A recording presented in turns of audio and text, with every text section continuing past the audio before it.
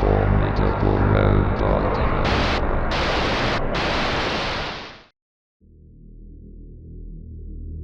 Almost anything can be disturbing if you look deep within the lines.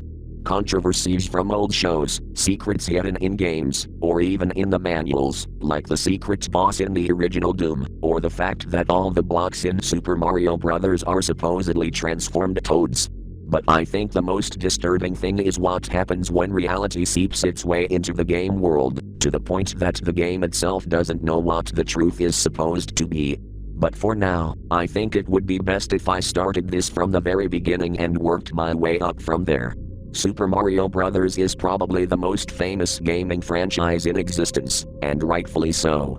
When the first Super Mario Bros. Released, it almost completely revolutionized video games and integrated ideas that were much more advanced than other games of its time. While there had been previous games in the Mario series such as Donkey Kong, none of them compared even remotely to Super Mario Bros. I remember playing the game on my father's old NES back in the 2010s, and although I know it was obviously not the most advanced console, I remember loving it deeply. Something about the simpler goals and bright colors of that time just made it draw my attention more than anything on the Wii or 3DS ever could.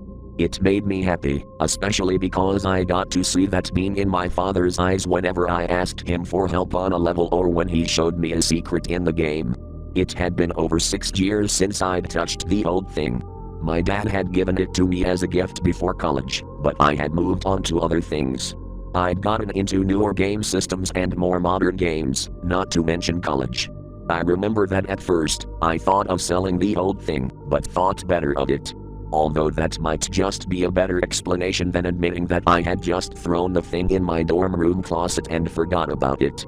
That is until my final year of college, when I was cleaning out my room. It was buried under a massive pile of random junk, and parts of the box were bent and pushed in on itself in awkward ways, but aside from a few small dents and scratches, the NES itself was relatively okay.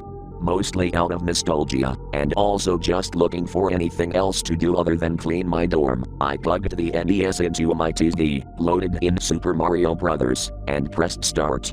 The game ran smoothly throughout the first 3 levels, but upon World 1 Level 4, I noticed something unusual. There were no enemies, no spinning fire pillars. Even as the game automatically pushed me to Toad's room, Toad wasn't there, replaced by someone much more familiar. It was Mario. His sprite was grayscale, and in its small state, and where Toad's normal dialogue box would appear, a new message popped up instead. I've grown so tired of this. Haven't you? The game went back to normal after the next level began, at least somewhat. After. Well, I guess I should call it the first encounter, as it was, as you'll soon see, not the only one. World 2 Level 1 to Level 3 had a light gray sky, and the enemies moved slower than usual, but then I reached the second castle. The fire pillars were back, but there were still no enemies, and by the time I reached the next Toad room, it was waiting. It wasn't small anymore, now using a grayscale counterpart to the Power.Mario sprite. It was facing away from Mario when I entered the room, but quickly turned around as text appeared above them. They say the definition of insanity is doing the same thing over and over again. I think that's a better description for hell.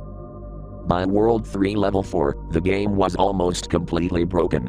The floor tiles flickered when I moved, and parts of the screen were flooded with garbage data, and by the time I reached the Toad room, the grayscale Mario was waiting for me, its body flashing as more text appeared. I don't even know how many times I've gone through this place. Hundreds, maybe thousands of times. At World 4 Level 4, the game had become almost unplayable, leaving an ungodly number of sprites that were broken and miscolored, replacing the floor and the ceiling. The music had long since cut out, and every single movement took several seconds to register, but regardless I was able to make it to the end of the level, where yet again they appeared. Why can't you understand that there's nothing beyond this? At World 5 Level 4, the game's music completely died, leaving only a faint ringing as I walked down the flat path of broken sprites, and yet again the gray Mario appeared at the end of the level. only now its sprite was breaking, separating into shuffled fours when they moved to face Mario, only to correct itself afterwards, standing still uncomfortably long before more text appeared above them. You are on another wild goose chase, searching for something that cannot be saved. And then on World 6 Level 4, the game seemed to go back to normal. The level generated properly, and Bowser was waiting at the end, but upon touching the X, the game started glitching, repeating the last few frames of the jump animation, before the droning broken noise blared from the console, and the screen cut to black. When it inevitably turned back on, the floor was replaced with the broken sprites of Princess Peach, and there was only a straight path forward, repeating for every level of World 7, until yet again that glitching Mario sprite was waiting at the end, not turning around this time as the text appeared. This is your last chance to stop this. You won't like what comes next. At World 8, the floor had been completely removed, or rather made invisible, and I had to navigate through the void that remained.